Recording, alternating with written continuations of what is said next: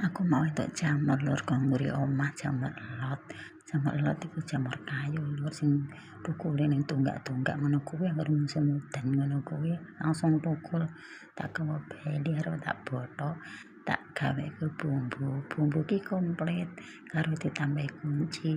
Kunci sewangi ngono kuwi cara ning nggonmu apa jenenge lho, nek nggon aku ya kunci. Tak ulek-ulek bumbune wis dadi.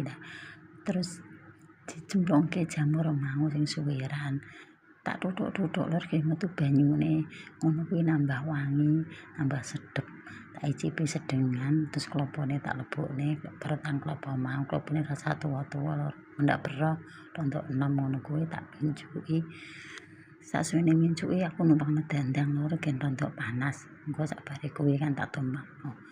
Iki wis bar mincuki tak guntingi gen rapi gen ketok apik, gen ketok ayu, tak tumpang dhisik sumet banyune.